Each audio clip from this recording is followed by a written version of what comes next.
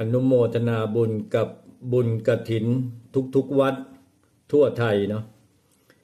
พูดถึงกฐิน30,000 วัดนี่ดีนะกติกาก็คือ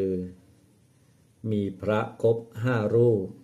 ตามที่เจตนาของเจ้าภาพก็ทำให้วัดทุกวัดเนี่ยตื่นตัวเนาะสร้างทายาทขึ้นมาบวชพระขึ้นมาเพิ่มก็ทำให้กระแสของพระแต่ละวัดเนาะคึกคักขึ้นแต่ละพื้นที่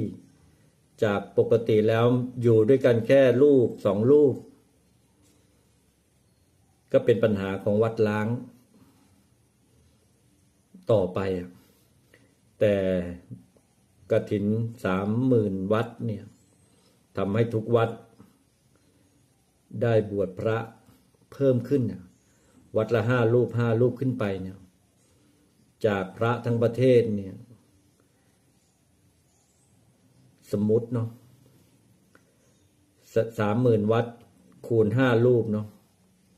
ก็ทำให้กระแสพระเพิ่มขึ้นอีกหลายเท่าตัวเลยนะก็เป็นที่ว่าทำให้ญาติโยมได้บุญกันนะเนาะทำให้กระแสของชาวพุทธส่งเสริมศีลธรรมนี้ดีขึ้นจากสมัยก่อนนี้ต้องเอาเนนมาเป็นเจ้าวาดแต่ตอนนี้เนาะได้มีพระมากขึ้นก็เป็นกระแสเนาะ30,000 วัดทอดกฐินทั่วไทยเนี่ยสร้างกระแสในพุทธศาสนาญาติโยมก็ได้บุญมากขึ้นก็จบไปนะยี่เป่งลอยกระทงผ่านไปก็หมายความว่ากฐินนั้นจบลง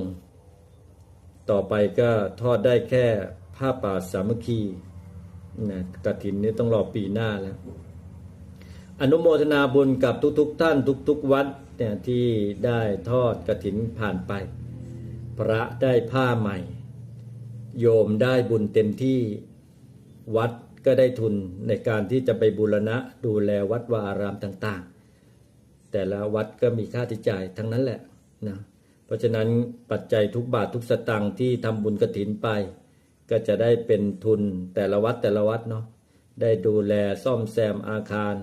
พัฒนาวัดให้เป็นสาธารณประโยชน์ในด้านพุทธศาสนายิ่งขึ้นไปก็ขออนุโมทนาเห็นภาพบรรยากาศช่วงนี้เชียงใหม่ดอยอินทนนท์นะแม่ฮ่องสอนก็ดีเชียงใหม่ก็ดีเชียงรายก็ดีนะน่านพะเยาก็ดีบรรยากาศตอนนี้เนาะเมฆหมอกลอยสวยงามเลยทีเดียวตอนนี้แต่ละพื้นที่เนาะอากาศก็ดีก็น่ามาเที่ยวเนาะภาคเหนือเรานะน่ามาเที่ยวน่ามาชื่นชมภูเขานะเมฆหมอกนะบรรยากาศนี้ทำให้สบายอกสบายใจได้นะเพราะฉะนั้นงานยี่เป่งนี้เนาะเห็นลอยโคมกันก็เยอะลอยกระทงกันจัดเทศกาลกันคึกคักทำให้เศรษฐกิจหมุนเวียนกันดีมาก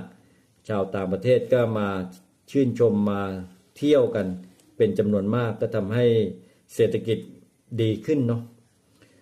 ประเพณีและวัฒนธรรมไทยเนี่ยเป็นสิ่งที่ดีงามเนาะใครๆก็อยากมาชื่นชมช่วงนี้เป็นช่วงเปิดรับสมัครโครงการบวชพระนะ3,000 รูปทั่วไทยใกล้ที่ไหนก็ไปบวชที่นั่นเนาะอายุ20 ปีถึง60 ปีนะมีร่างกายสมบูรณ์บวชแล้วก็จะได้ร่วมกิจกรรมต่างๆแต่ถ้าเราไปบวชเองเนี่ยค่าใช้จ่ายปัจจุบันนี้นะต้องบอกว่าหลายหมื่นเลยทีเดียวแต่ถ้าบวชหมู่อย่างเงี้ยก็จะประหยัดเราก็จะได้บุญแล้วสิ่งสำคัญก็คือจะได้